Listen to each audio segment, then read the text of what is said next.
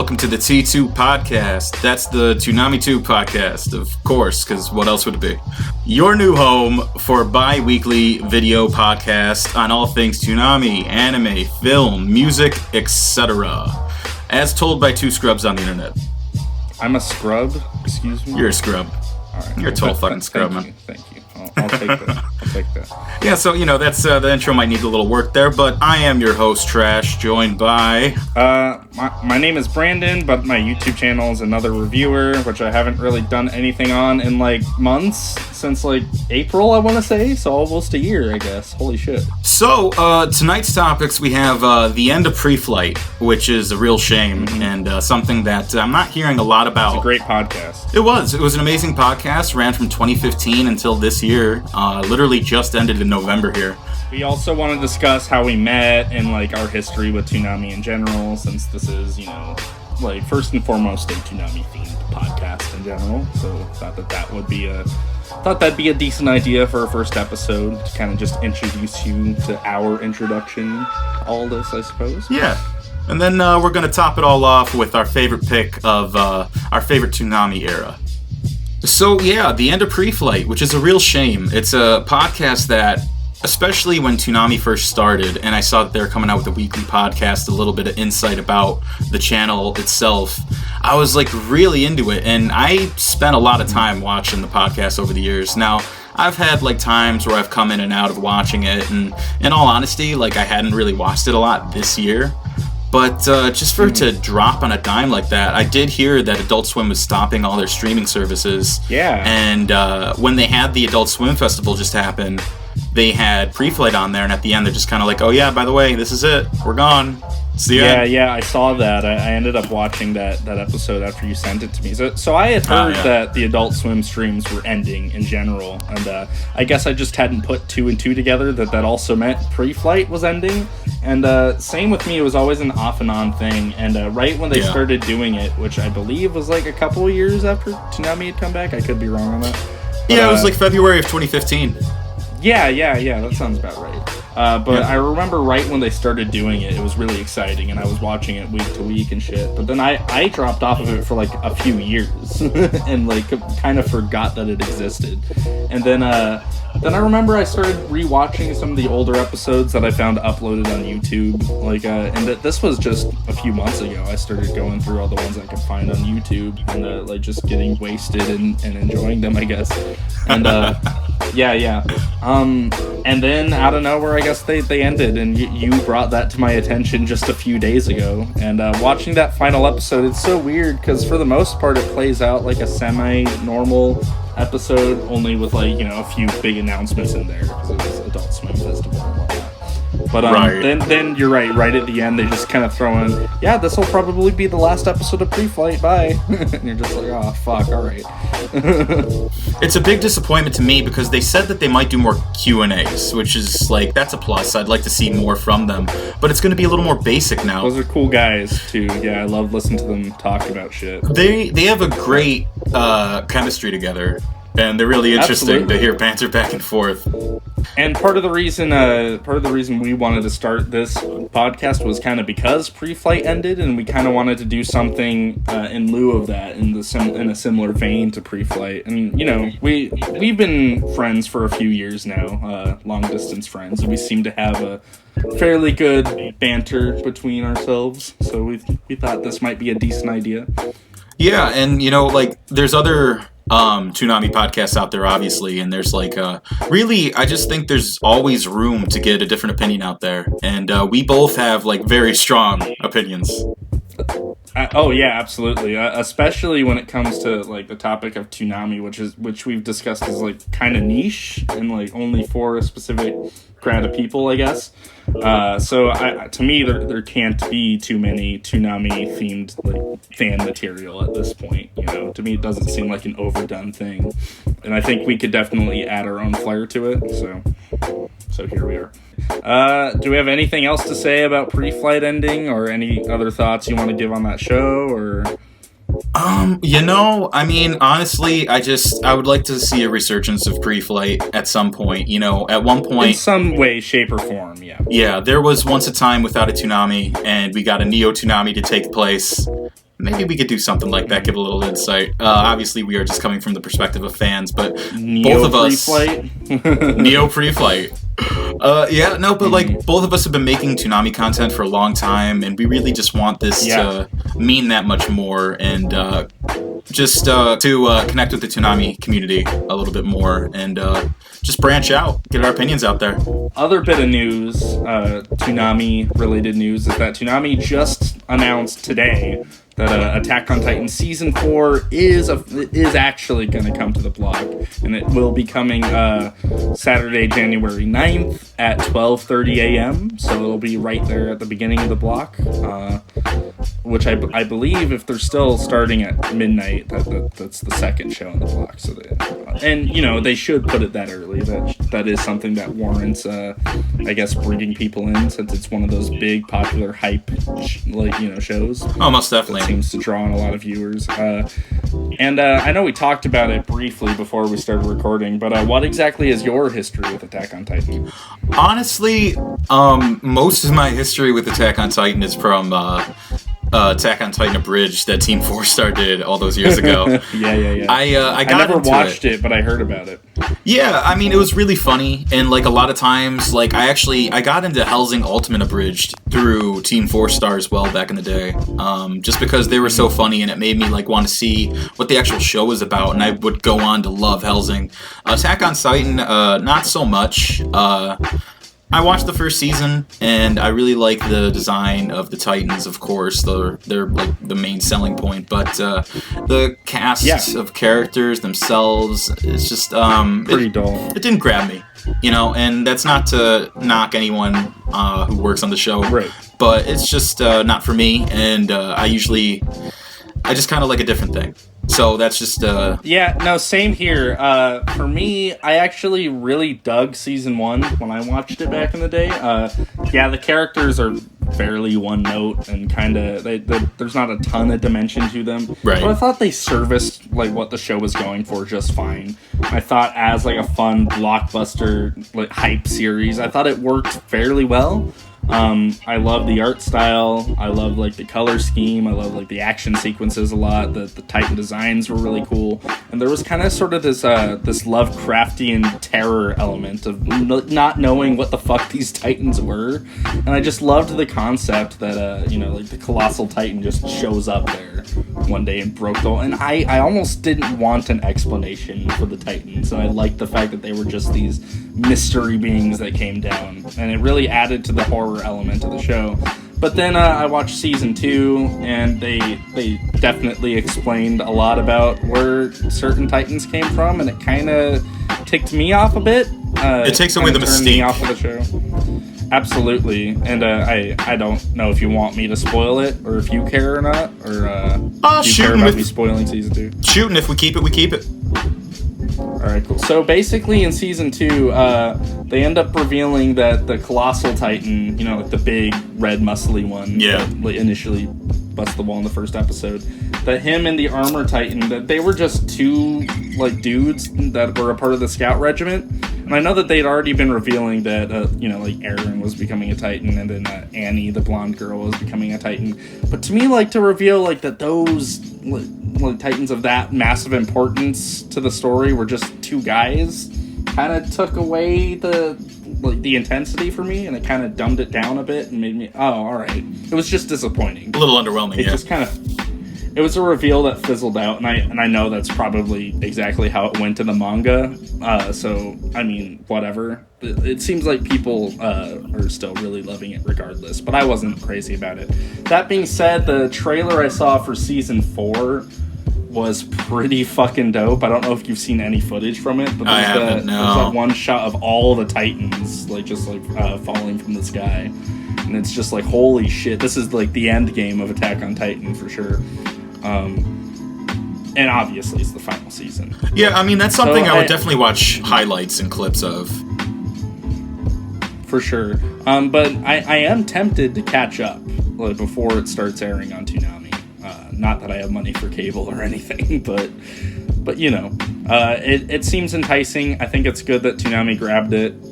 They should air it since they've aired the rest of the series, so it only makes sense. But yeah, Season 4 coming January 9th at 12:30. That's that news for Attack on Titan. Keep a lookout for that. And I believe that is the end of the news segment. Yeah, that is all the news I have for today. So I guess we should move on to the subtopic of how we met and our history with Toonami in general, I guess. Yeah, that sounds pretty good. Basically, I started doing my first bits of editing, like, in terms of doing Toonami promos. That was my introduction to being an editor in general. And so I have this old channel of mine called Anime Punk. I have no idea why it was called Anime Punk.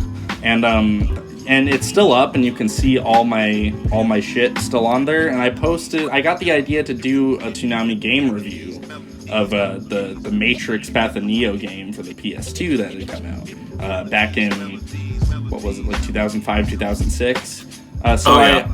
And at the time it was like 2014, 2015, so I did it in the style of Tom 3, who was the Tom at the time the game had come out. And, it was just a quick little video I pulled together, and I'm not finding that video funny enough, but whatever, it's not pertinent to the subject. So I basically put this video together, and if you watch it now, I think it's pretty fucking terrible, at least script-wise. Editing-wise, apparently it was good enough to catch your attention. Or I think it was more the concept of doing a fan-made Toonami game review that caught your attention and got us talking. Do you want to talk about your first experience with that video, and what about it drew you to wanting to make shit together? Or... But man, when it gets fun, it's a lot of fun. Yeah, that's the line from the review.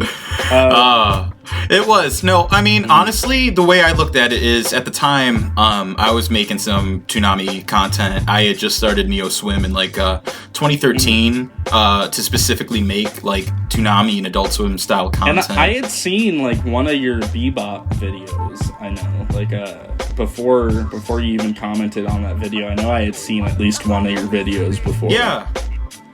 So, like, that, I remember when you commented, I was like, oh, I recognize that YouTuber. Which, I think is really cool, because I have no idea when I make something if anyone's even never going to see it. A lot of my focus was whatever topic I'm covering, it would be the Tom of the era.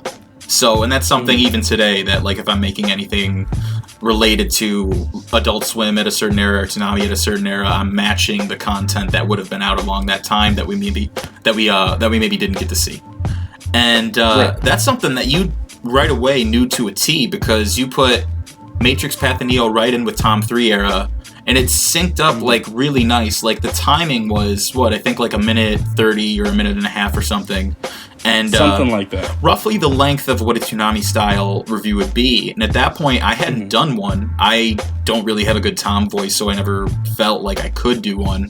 And when I found somebody who, I guess at age 14, you had a serious smoker's voice. Apparently so. I hadn't even smoked like one cigarette at that point, but thank you. But nonetheless, you had a hell of a Tom impersonation. So when I saw that video, I appreciate it. Oh, absolutely. No, but when I saw that video, the writing was a little subpar. Just a little. So yeah, like, obviously your writing left a bit to be desired, but as a whole, like, you really fit the tone. Not much has changed. No, I mean, like, honestly though, like, as a whole, like, it fit the tone of a Toonami video, and I hadn't made any Toonami, like, review videos, and I was really thinking that'd be cool. So yeah, I hit you up and I was like, you got a really good Tom voice, like, it'd be cool if, like, we could make some of these, like, review style videos. Now, how many did we post there, do you know? Did we post, like, that we made together? I think one. Yeah, I was gonna say that's a trick question. So there's one Toonami video that we officially posted, which is where you took over the writing credit, and that's a much better Toonami game review in my opinion. That one came out really quite good. My favorite one that we were working on was that PT review that we finished, but I think that's definitely my best sounding Tom voice. I improvised a little bit, and I added the line about this Lisa will tear you apart and whatnot. Like, that's one that I'm proud of when I look back on, even if it didn't like get fully finished? No, that one was like, that's my favorite that we didn't release. And not for nothing, we also did a Twisted Metal Black Toonami review. Oh yeah, I almost forgot about that. And a 20th anniversary Toonami review that, due to certain issues that I was having at the time back in 2017 when we were still collabing here, I had Alien Renegade Videos, who does like a lot of Toonami beats, and a couple other channels that I can't remember offhand. So I had like 4 other people, including yourself, on the project, helping me get clips and put audio and do graphics, and I got a certain amount into the video and ran into some issues, and I did not get it out on time, and hence I did not get it out. So there's a demo out there of what it was gonna kind of look like, but sadly, yeah, like I'm really disappointed that I never wound up finishing that video, but that's the story of most of my channels, a lot of unfinished projects, as you'll see in the graveyard of demos. Yeah, that's the story of my life in general, honestly. But I don't know. I got my 20th anniversary Toonami video out, so fuck you. No, that was pretty good too. Like honestly, I thought that was a really solid video. Used really good audio clips, video clips, and proper pacing. You know, just a lot of the little fine details in a Toonami video is what makes it seem authentic. That was almost like the last Toonami promo I ever edited. I think the last one I did was in 2018, and it was before Toonami actually aired Batman Gotham Knight. I made my own Batman Gotham Knight Toonami promo. I saw that app. Yeah, actually. Which, it's not one of my favorite things that I made, but I think it came out alright. But definitely that Toonami 20th anniversary thing, I think was some of my best Toonami editing. Yeah, that was really heartfelt. Unofficial Toonami editing work. I felt that one. Mm-hmm. Thank you. Yeah, that's what I was definitely going for. And it's funny, I wasn't even around like for those full 20 years. I was like 17 at that point when I edited that, so it's kind of funny how that... Well, no, but like another interesting part we wanted to bring up about like where we bond on Toonami is the fact that we come from 2 completely separate generations of Toonami fans. That's right. And I'm this very weird, like almost non-existent breed where...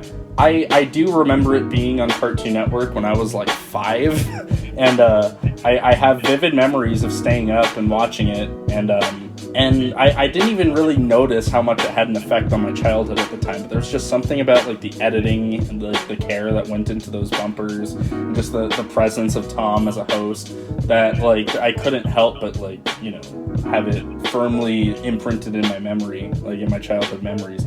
And then when it came back on Adult Swim, I was like, oh, holy fuck, like I forgot that existed. And I was like 12 at this point. I'm a 2000s baby, or I was born in the year 2000.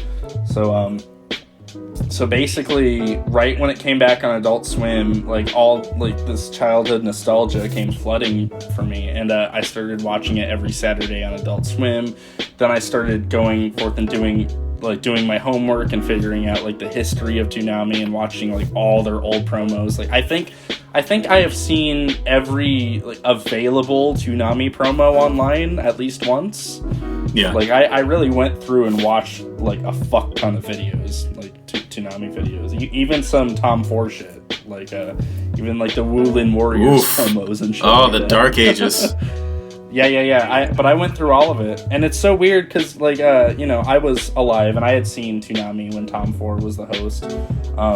My most fond memories were like Tom 3's first run, I guess, when I was about 5 or so. But I do have slightly fond memories of Tom 4, which is like hard for me to say because obviously it's like the most embarrassing era of the block. But, you know, I gotta be honest, I do have some nostalgia for it too. Similar to how I have some nostalgia for the Star Wars prequels, even though they're terrible. Oof. But, I remember the first time I really, like, took notice of Toonami, like, as a kid, like, while it was on Cartoon Network, was the month of Miyazaki. I saw their promo for Spirited Away. Oh, wow. And I was like, funny enough. And I was 5 at this point. I'm confident to say I was a 5-year-old at this point. And I saw this promo for Spirited Away, and I'm like, I need to see that. That looks fucking insane. And I remember, I would forget things a lot, so I was just watching Cartoon Network all day until that was going to come on. But then I remember at some point my mom got mad at me and she's like, no, I want to watch TV now. So I did not end up watching Spirited Away that night, and I didn't end up first watching that movie until I was about like 14 or so. No, interestingly enough, Spirited Away is a lot of people's first Miyazaki. My first was actually Ponyo. So it was actually after Spirited Away. Ponyo was my first too, actually, funny enough. I remember my dad had illegally downloaded it, because he was a very casual, I guess, Ghibli fan. Not even fan, it's just he'll hear about it and like, oh, okay, like those movies, like I'll maybe give it a shot. And so he had downloaded Ponyo, and I remember watching like half of it with him, and then I remember he fell asleep and got bored, and I think he turned it off. But I remember like being into it, and like there's something about that movie that caught like that stayed in my memory all those years, even though I didn't watch it beginning to end. But then years later I watched Ponyo again, and I actually think that's a super underrated Miyazaki. I'd agree. It's one of my favorites. I'd agree that it's underrated. Mm-hmm. It's so fucking good. Like it's honestly like it captures this pure sense of childhood joy and wonder, and it's like the movie has so much just, I don't even know how to explain it, but it also has some of the best visuals, I'd say, some of the most trippy stuff. I mean, let's be honest, you're not going to see an ugly looking Miyazaki film. Even the older films have their own charm, especially if you're a fan of traditional hand-drawn animation, which I'm sure everybody listening would be, or most people. Yeah. So we'll save more Miyazaki for another time here. You know. Right? Yeah. No, I was going off on a tangent. No, you're good. You know, I might splice you around, but if I don't, that was a good sidebar. But then you're like a more classic breed of Toonami fan. Like you were there back when it started. You have memories of Moltar being the host. Like you got, like you're the well-seasoned, like, you know, you are the typical example of a diehard Toonami fan. I am the quintessential classic Toonami fan in that when I was growing up, my earliest memories, I'm a bit older. My earliest memories are 1998 when I moved into my parents' like first house, like their own house, and I was 6. So I was really young, and I grew up with an next door neighbor who put me onto a lot of things like music and anime, and I was always a diehard Cartoon Network fan. I would just watch Cartoon Network. Like, it wasn't a matter of... Me too. Yeah, you know, it wasn't a matter of, oh, I need to catch Toonami for a while. It was just, I watched Cartoon Network, so I watch what's on Cartoon Network, whether I liked it or not. And over the years, like, as I would get older, I would be watching Toonami, and I would be like, okay, so it's on at, like, roughly this time. I want to catch it. Like, I really enjoy the programming block. And I remember Moltar. I definitely remember a lot of times in, like, summer camp and after school and all sorts of shit, just, like, running home and seeing, like, Moltar on TV. So... you know, I grew up watching Toonami, and I remember Moltar fairly okay. Like, I definitely remember seeing him, like, in summer school and things like that. But Tom 1 was the first time that I really remember tuning in. The sunny straight Tom. Yeah. Exactly. That's when I was, like, actually tuning in on a more regular basis and paying attention to the schedule and looking in the TV guide and trying to, like, learn all that. Oh, wow. So that I could catch Tom. That dates it a bit, looking in the TV guide. And yeah, you know. Well, like, to put it in perspective, I'm 28. So I'm 8 years older than you. Yeah, and, I am 20. Two separate generations. Two separate generations, so two totally different perspectives on Toonami, all the while still having the same love for Toonami and appreciation for what it's brought. And we seem to share the exact same opinions about, like, almost everything Toonami-wise as well, which is something I find... Well, we'll have to see, you know, as the series runs on, we'll have to see how much we agree or not, you know? I'm sure there's going to be some things. Mm-hmm. There's got to be something out there. All right, to basically wrap up my Toonami experience is this. So, Moltar was the first thing I remember seeing. Tom 1 is the first thing I remember going out of my way to watch. And then, like, the Tom 2 into the Tom 3 era is really, like, when I'm picking up on the interstitials and the bumps and the music videos and just really getting the atmosphere of the show. And I fell in love. Yeah, well, that was, like, the height of... like Toonami's quality was like Tom 2, Tom 3 era. I mean, I have a different experience with what I find most nostalgic, but that was definitely like the height of, you know, them finding their creative power, I guess, as far as Toonami molding into this unique specimen. Yeah. There was a solid mix of creative control and budget that was really working then that we really still haven't even... I mean, there's things that definitely look better now than they did back then, but if they had the budget of then now, it would look amazing, like 10 times better. But that's not to discourage anything we've seen so far, because I really love what Toonami has done. Regardless, I really tapped out from Toonami around like 2005 or 6-ish. Which is right when I started like taking notice to it. So, right. Well, like I knew that they had changed the lineup so that it no longer was like after school special. It was more of like a Saturday night thing, which I got into for a little while. And, you know, life catches up. You get other interests and other things going on. Absolutely. And I took Toonami for granted, honestly. Like, I just figured, like, oh, it's around, it'll always be there. Maybe right now there's not a lot of shows that I want to see, but I'll come back around and see what they got later on. And eventually, later on, just didn't happen. I knew that they had changed to Tom 4. Yeah, and Tom 4, by that point, I was a little older, and I'm like, hey, this isn't for me. Obviously, they're just catering to a different generation, and I just gotta move on. And it ended shortly after that. And basically, so once Toonami initially ended, years went on. I lived life, you know. I just did shit on YouTube, and eventually I would come around to seeing like Neo Toonami, and seeing all that was kind of getting me in the mood to be like, man, I really miss what Toonami used to be. They made some good shit too. Oh yeah, no, Neo Toonami, highly recommend it. Like, everybody should go and check out at least what they're trying to do. I can't believe like that they would put that money and time into like making their own Toonami animation like that. It's such a pure labor of love that you can't not enjoy it, especially as a Toonami fan. Yeah, I mean, it goes to show the staying power of Toonami and how much it means to so many people. It literally is a big part of the formative years of my childhood. And, you know, in 2013, when I started Neo Swim, I was trying to replicate Adult Swim and Toonami style videos. And I would go on to do that, and of course Toonami would come back, and when Toonami first came back, I was watching religiously. Like, I was trying to put all my friends onto it. That's when I first started, like, okay, I have to watch this every week. I remember, like, my parents getting irritated, like, what the fuck? Like, why do you have to, like, make sure you have the TV at midnight every Saturday? Like, and I was like, for Toonami, blah, blah, blah, and they just didn't get it. Well, yeah, even back in 2012, like, cable was antiquated, and I hadn't been watching cable for some time, and they made me watch cable. Toonami made me watch cable again. Yeah, I mean, at that point, I was, like, 12 and living with my parents, so it was a matter of, you know, I was watching Adult Swim and shit, because, like, at the time, you know, Adult Swim had, you know, Family Guy, which I'm not crazy about now, but I was as a 12-year-old, and they had Robot Chicken, and, you know, and, like, all the Adult Swim shit, and so I was still watching Adult Swim anyway.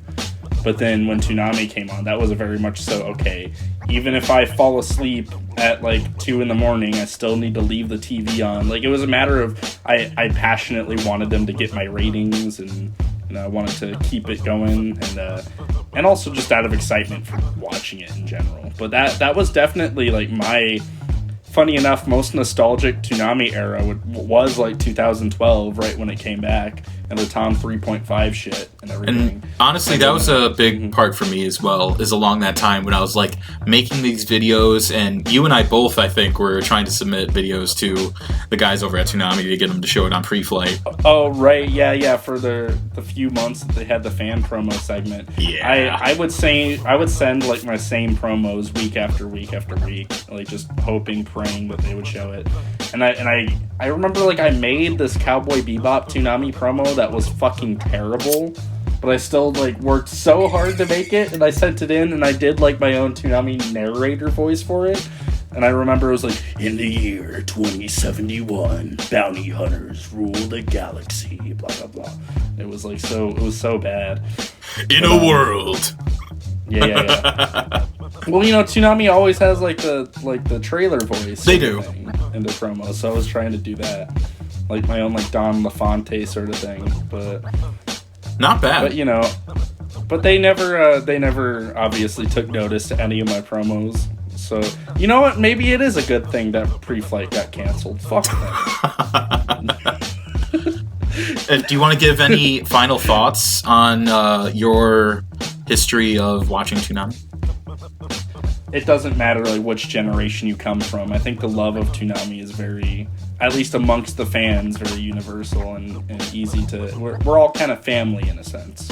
Well, I mean, the generations change, but the internet has provided a way that we could always find out what the past was if you are that much of a diehard. So we all look back and have different series of nostalgia, and it's just really interesting to see the perspective of like myself, who I started with Toonami when I didn't even know what I had. And I loved it, and would find out later that, okay, this is gone, and there's a hole. Like, there's a serious hole in the anime community that would eventually be filled and come back. But it took some time, and then when that time happened, I was excited and watching, and at that time, a whole new generation of people were coming along. So it's really interesting to see over the years what Toonami has meant to so many different people. Absolutely. And it's so funny because when I talk to people like more around my age that watched Adult Swim Toonami, they never even really take notice to like the Toonami element of it. It's more just like, oh yeah, I watched My Hero Academia and whatever, and Attack on Titan on Adult Swim. They don't even really take notice to the Toonami element, which is like, it's frustrating, but whatever. It's even to this day, I know people who talk to me about anime, and they'd be like, oh yeah, I really don't watch anime, but that Dragon Ball Z. And it's like, they still refer to it as like a thing that is just like that Pokemon, that Dragon Ball Z. There are still those people out there. And, there's obviously a wider spread community in the anime community these days than there was way back, but it's just amazing to me. It's become shockingly kind of mainstream in the last couple of years. Like, and to be fair, I work at Hot Topic, so I get to see the onslaught of people coming in. And to be fair, the mainstream crowd, it is all about the shonen series like Demon Slayer and My Hero Academia, especially, and stuff like that. Naturally. But I remember like when I was in middle school, like anime was like it was really hard for me to find people who liked anime and who were like my age, I guess. And now it's me seeing. Now my little sisters are watching like Fruits Basket and My Hero Academia and stuff like that, and they're coming to me, and I'm like, oh shit, kids like anime now. That's kind of cool. And I think that's great. Carry on the tradition. Mm-hmm. Mm-hmm. Even though I'm not crazy about really any of those shows, I still think it's cool that the genre is kind of mainstream now. There's something for everybody. Mm-hmm. Absolutely. Utah Hibiki can't remember his name, who his friends are, or where he lives. I can't remember anything. But he can see kaiju before others can. So when an old computer tells him to fight, Utah, there is danger closing in on this world. he fights. This kaiju has to be stopped! From Studio Trigger, Toonami is proud to present SSSS Gridman, premiering January 16th at 2:30. Only Toonami on Adult Swim. All right, so now for the main event of the evening. Initially we were going to do our favorite Tom, and then we talked about doing our favorite Toonami era, and I'm like, oh yeah, that's fine, that makes sense, it's the same thing. But then I'm thinking about the schedule and what shows we're showing, and it's like, oh, well, if I'm basing it off of what shows, about, the bumpers and right. It makes it a bit more broad. It does. So it's like my choice is going to be my choice based off the tone and theme more than the actual broadcast schedule itself. Right. And these are largely biased too, in terms of when we were kids, when we were watching, what era we have the most fond memories of. Yeah, if it's not obvious by now what we're gonna choose, then it will be very shortly. We discussed it quite a bit in the last topic already. So but this is where we're gonna go more in depth. We're gonna discuss favorite promos. We're gonna go into all that shit. So I'm gonna let you start on your favorite era. Yeah. Okay, fair enough. So I might be the only person in the world who's going to say this, and no, it's not Tom Ford. But my favorite Toonami era, the one that I have the most fond memories of, probably is the Tom 3.5 era. So right when Toonami came back on Adult Swim, because that was the height of my Toonami fandom. That was right when I was like, oh shit, Toonami is a thing that's fucking awesome, And so I just have I remember all the bumpers ever so vividly, and just like just the red now then later bumpers and I still think, despite the fact that it's probably the cheapest Adult Swim Toonami Era, that it's one of the most visually appealing, and I think it's because it's so simplistic and just like dark.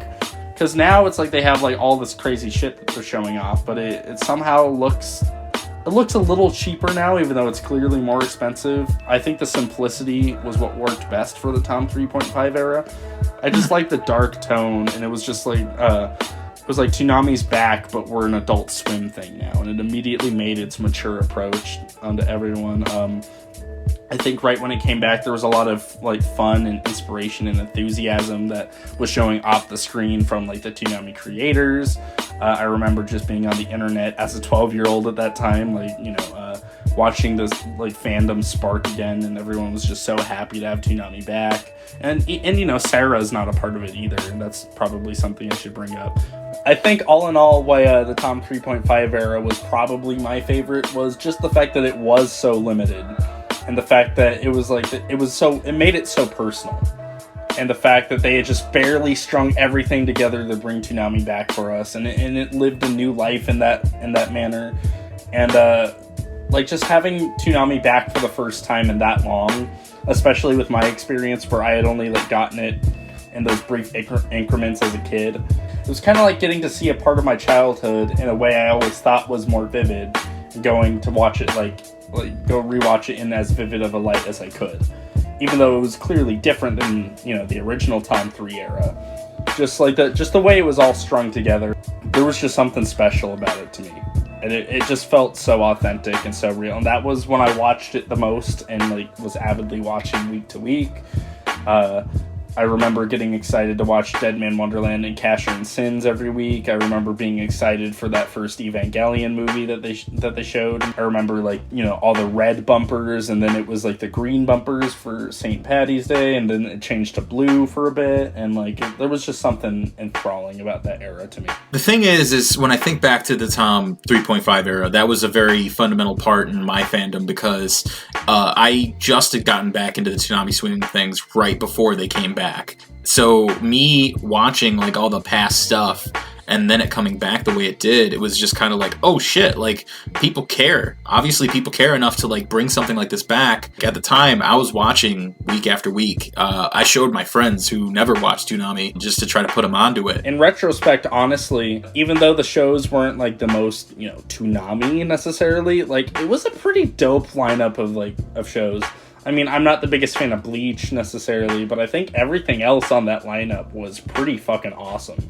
Because it was Bleach, Dead Man Wonderland, Casher and Sins, then I think it was Full Metal Alchemist Brotherhood, which is amazing, and then it was Ghost in the Shell, Standalone Complex, which is incredible, and then it was Bebop to end the block. So it's a fucking great anime block. Yeah, at that time, my interest was Dead Man Wonderland, really. I'm surprised that didn't, take off like I thought it would, because that was the most interesting modern show. It was actually pretty successful. It's just, I don't know how successful it was in Japan, necessarily, because it never got a second season.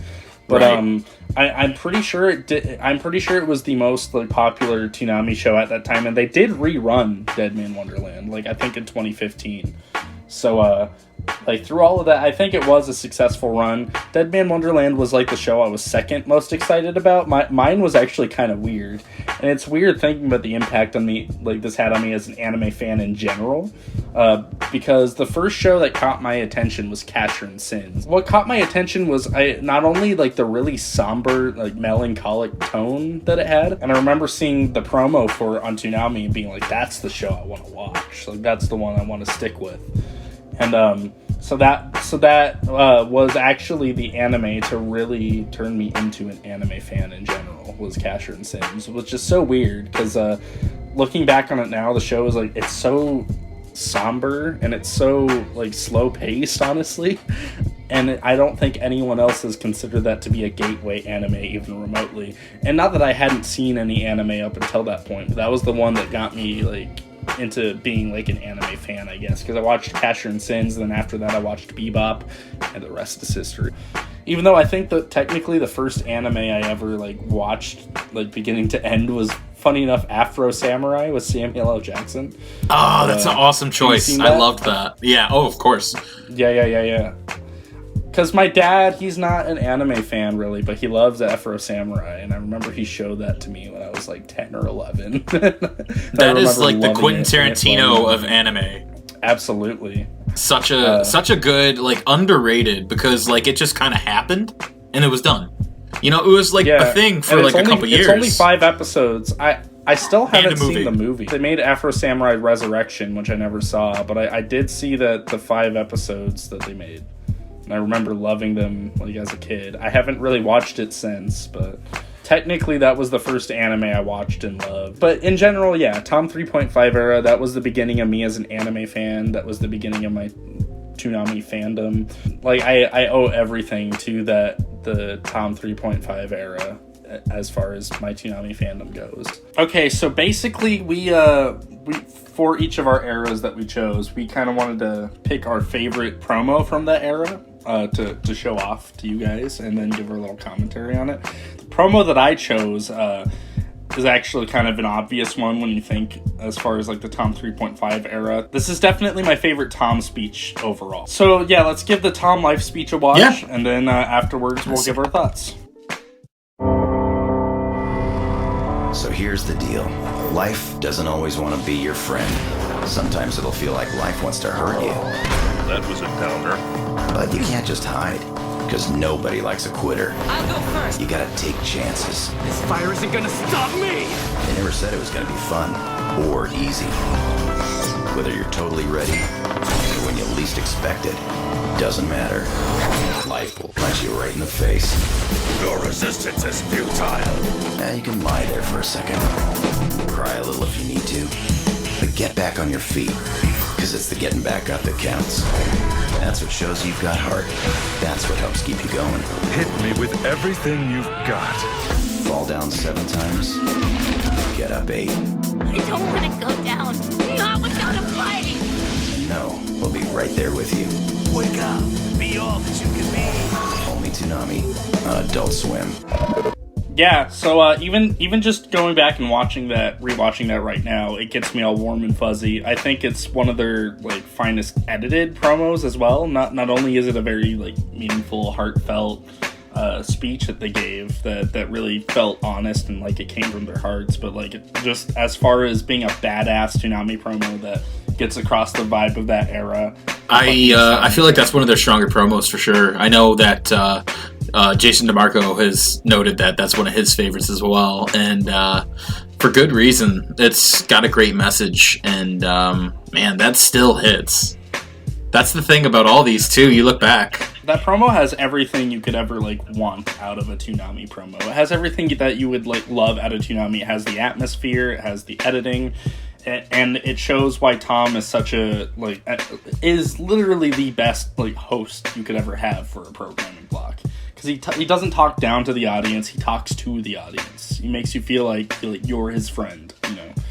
And he has like genuinely like, you know, important shit to say, especially in this promo. And I actually have a brief story about this promo that's really interesting. So back when I was like 12 or 13, Steve Bloom actually came to a convention in my town, in Tucson.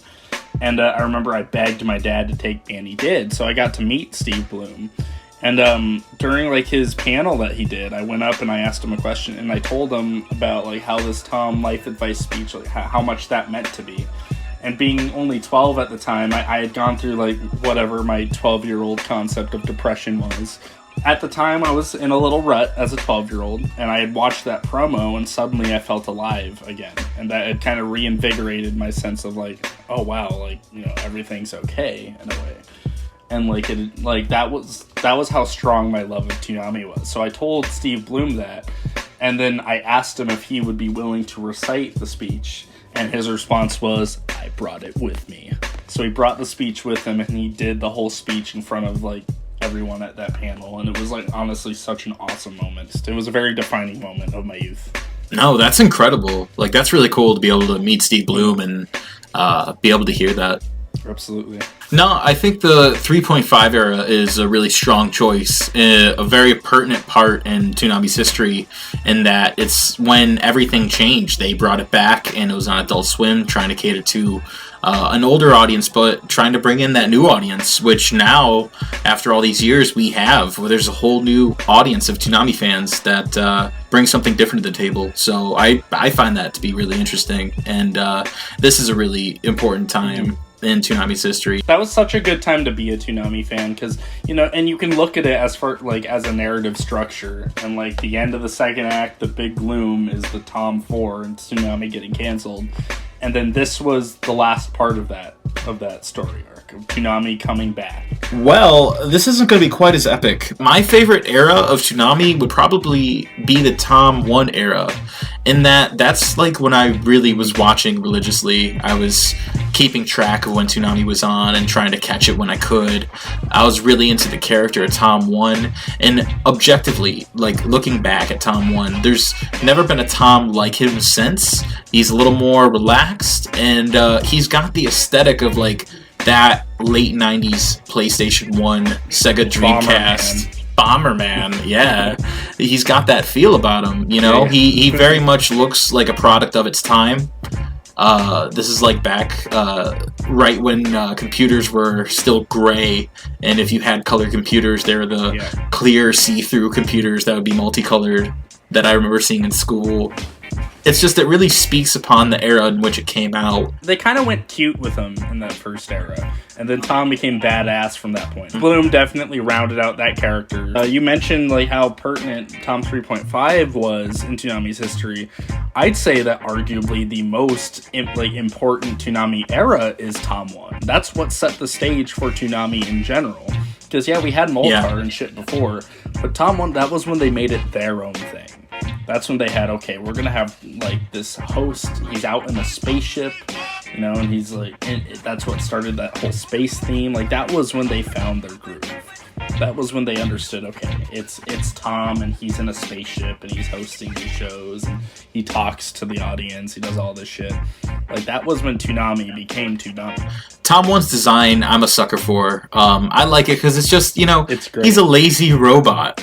How great is that? He's, like, and to he's think like that kind of there's fat, and he's just kind of he's just like cute and little. It's a very simplistic design, and I think it works exceptionally. Right, you know, I mean, he's just taking life easy, you know, and I appreciate that in my robots. So I think that's a pretty cool choice. And it seems like from there they wanted Tom to become like this sort of action hero after the Tom 1 era. But for the Tom 1 era, you're right, he was just like this lazy little like fat robot. You know? Yeah, you know, I mean, it's relatable to have like a Tom that's just kind of chill. Like, he's just your stoner Tom. There really hasn't been something like that since. Tom 1 is the stoner Tom. That's how I see it. You know, you don't get that potbelly from you know, doing backflips and whatever Tom 2 or Tom 3 would be up to. Maybe he's just an aggressive alcoholic, and that's a beer belly he's got.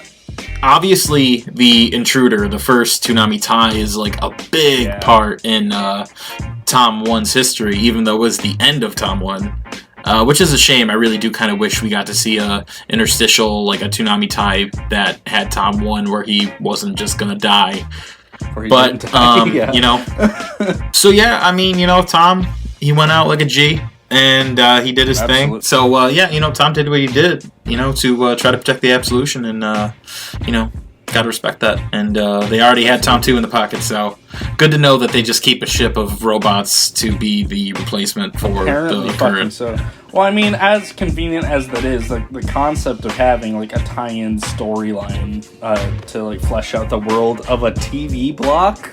Like, that's insane and unheard of and genius, so, in its own right. And that all spawned from the Tom 1 era, or I guess more the end of the Tom 1 era, but still.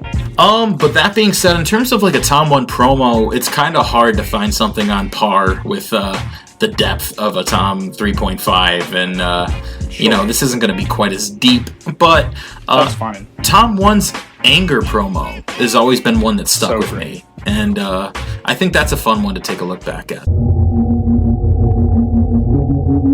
We've all been angry before. Bring it on! Some of us let it go. some don't. This whole planet's going up in smoke! There's nothing wrong with being angry. It's all in how you deal with it.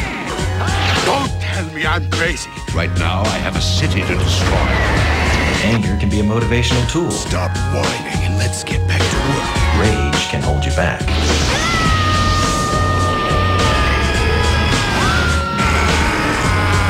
Vegeta is a perfect example of a rageaholic. He can't let go, so he stays angry for a long time.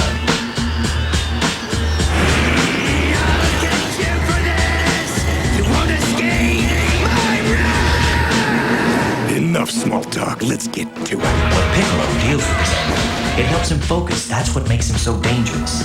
We're here for a reason.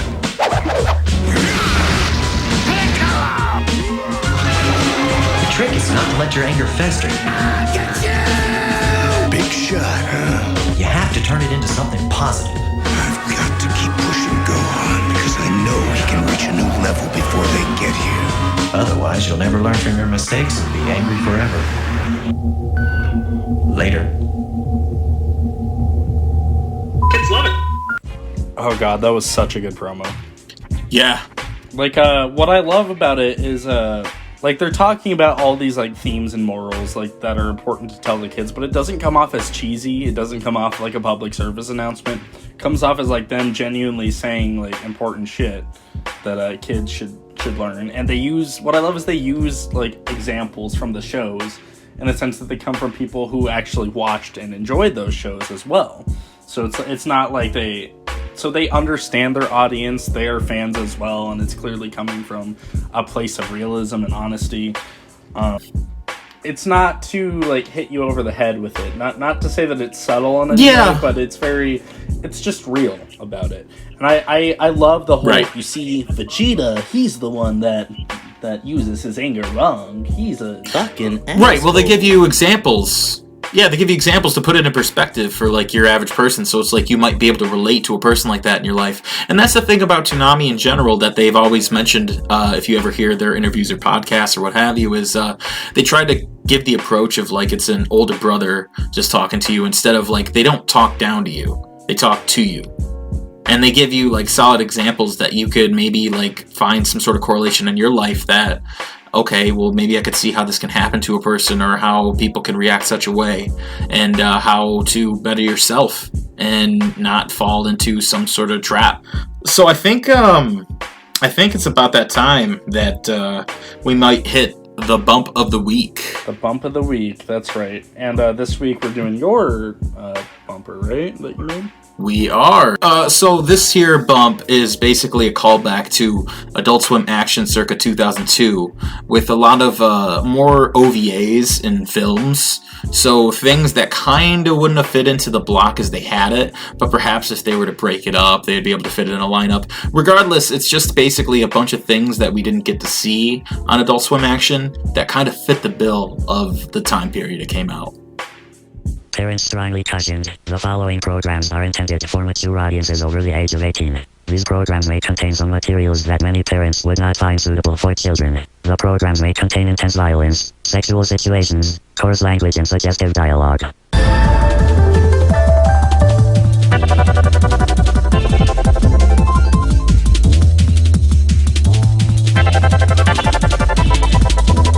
All kids out of the pool. Adult Swim. Do you still want to swim? Adult Swim will return in a moment. What were you thinking about in the pool? Adult Swim now continues. Baby, are you ready to play? I accept. Adult Swim will return in a moment. Who are you? I'm a hunter warrior. Oh, I'm frightened. Adult Swim now continues. Did my father send you? Adult Swim will return in a moment. Something dark is growing inside of me. A sinister feeling, scratching and clawing to get out. Adult Swim now continues.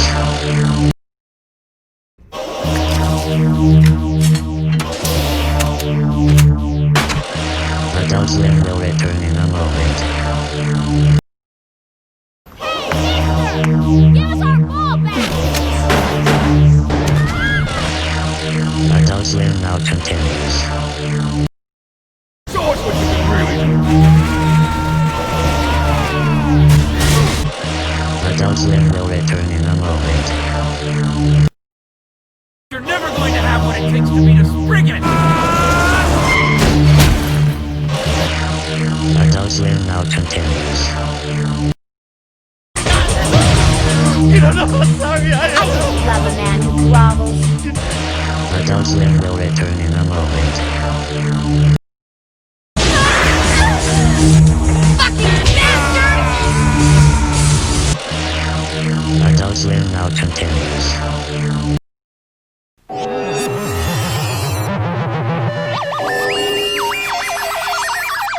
Good night. Sweet dreams. Wow, props to you, man. That was fucking great.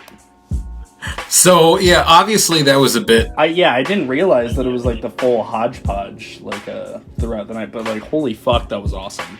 Like that inspired me to want to edit something. So I was never like around to see that Adult Swim era. Like I've seen clips of it on YouTube and shit, but from what I've seen of that era, like you captured that perfectly. And like the concept of seeing like, you know, Battle Angel Alita as a show on there, and especially Kite, like the OVA, like it made me believe that there was a time where those shows like were actually on Toonami, or no, not Toonami, Adult Swim. Fuck me. Oh yeah, no, I mean, I as a kid, I remember I would watch Adult Swim action all the time, and I would stay up really late and record it on VHS tapes even. That's how far back this is. Yeah, and I still probably have them somewhere if I had to try to dig them up, but this era of Adult Swim action is my favorite. I really love the promos. It creeped me out as a kid, and I love that. There was one edit in there that was so perfect. I didn't recognize the show, but someone said something about pools. Oh, that was Golden Boy, the first promo in there. Okay, but yeah, and I was just like, holy shit. Like, that was, you couldn't have found a better clip for an Adult Swim. Yeah, no, that was one of the first ones that I thought of when making this, is like, what were you thinking about in the pool? It's like, you know, obviously, old school Adult Swim had a heavy emphasis on, you know, all kids out of the pool and that whole gimmick. So I wanted to make sure I implemented that right off the bat. This whole thing, like old school Adult Swim promos like this would have a clip from one show and then a clip from another show. But for this, I kind of strayed from that and just kind of made it my own thing, only because I wanted to get like a before and after, kind of like what Toonami would do now. So it's kind of a bit of a mishmash between what an old school Adult Swim promo would be and a new school Toonami promo. So for that, usually I don't try to do that. I try to stick with like what would have been.